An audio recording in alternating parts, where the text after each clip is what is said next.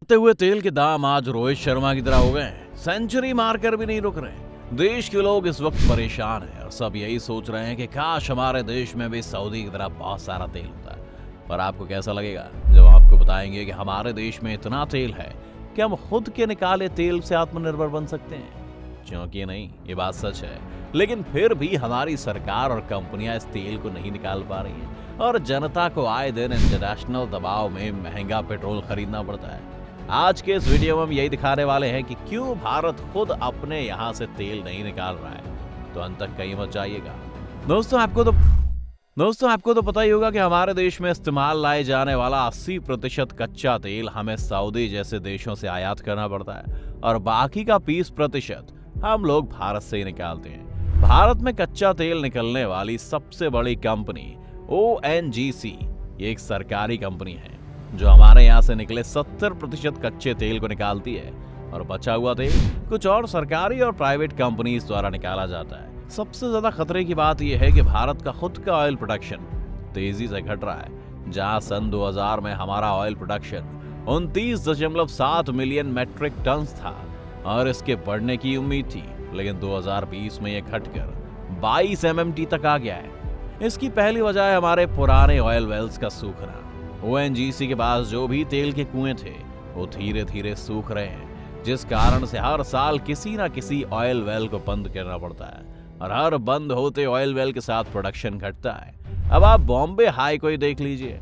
Bombay high समुद्र का वो इलाका है जहां से ONGC अपना 75% ऑयल निकालता है, लेकिन समस्या ये है कि इस जगह से सबसे ज्यादा तेल आखिरी बार 1999 में निकला था और उसके बाद लगातार इसका प्रोडक्शन घट रहा है और ONGC के पास नए तेल के कुएं नहीं है। ONGC के पास नए तेल के कुएं ना होने का मतलब ये बिल्कुल भी नहीं है कि देश में नए तेल के कुएं नहीं है। अगर आप आंकड़े देखें तो आपको पता चलेगा कि हमारे देश में जहां जहां तेल मिलने की संभावना है उसमें से सिर्फ 22% हिस्से को ही आज तक एक्सप्लोर किया गया है। साथ ही समुद्र के अंदर के तेल को बाहर निकालने की कोशिश तो और भी कम हो रही है।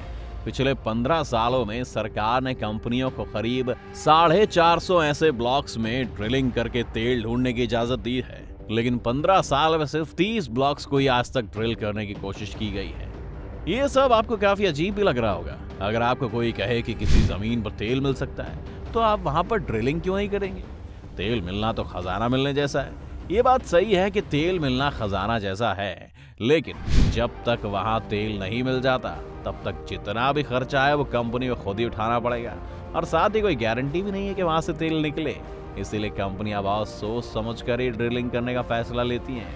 दूसरी परेशानी ये है कि भारत में अवसरवाद बहुत है और अगर आप एक प्राइवेट कंपनी है और आपको भारत में ड्रिलिंग करनी है तो हजारों तरह की फॉर्मेलिटीज और पेपर वर्क के बोझ के नीचे आप दब जाएंगे। इस कारण भी प्राइवेट कंपनियों, खासकर वो कंपनियां जो दूसरे देशों से हैं, उन्हें भारत में काम करना पसंद नहीं है। 2014 में आई मोदी सरकार के बाद इस क्षेत्र में थोड़ा सा काम हुआ था। मोदी सरकार ने भारत में ड्रिलिंग करने के नियमों को आसान बना दिया था, जैसे कि पहले कोई बाहर से आई कंपनी ऐसे ही यहाँ ड्रिलिंग नहीं कर सकती थी।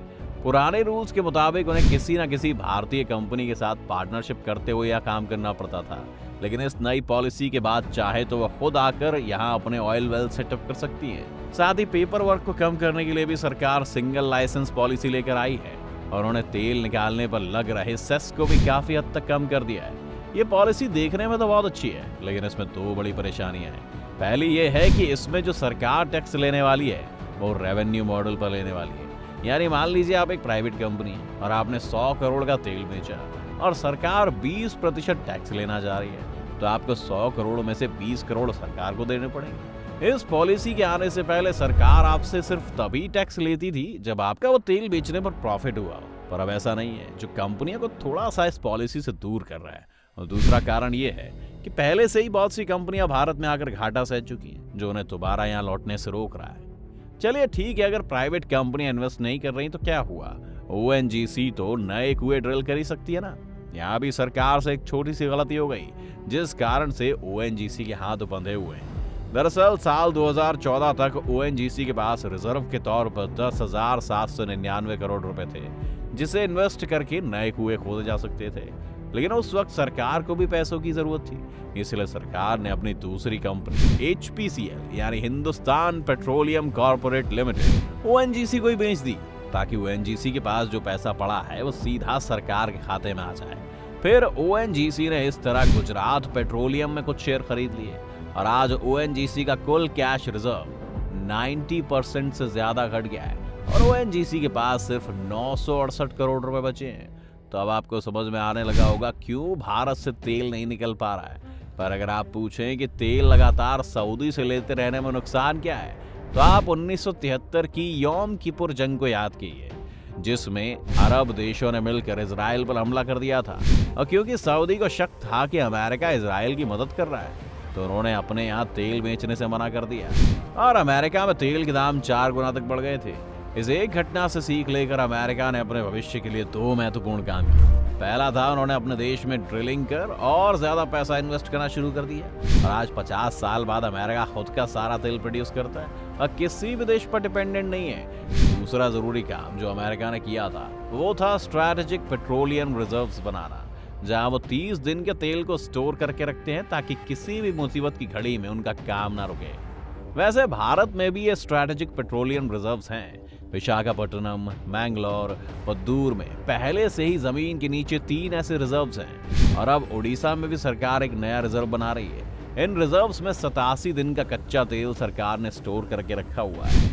भारत के इन ऑयल रिजर्व्स के बारे में अच्छी बात यह है कि जमीन के नीचे, जबकि चीन और जापान जैसे देशों में ऐसे ही रिजर्व जमीन के ऊपर, जिन्हें कभी भी सैटेलाइट से देखा जा सकता है और जंग की हालत में बर्बाद भी किया जा सकता है। और भारत को ऐसा कोई खतरा नहीं है। आपको क्या लगता है, क्या एक दिन हम अपनी ऑयल प्रोडक्शन को बढ़ाकर आत्मनिर्भर हो पाएंगे? आप अपनी राय में कमेंट सेक्शन में जरूर लिखिए। साथ ही वीडियो पसंद आने पर वीडियो को लाइक और चैनल को सब्सक्राइब करना ना भूलें।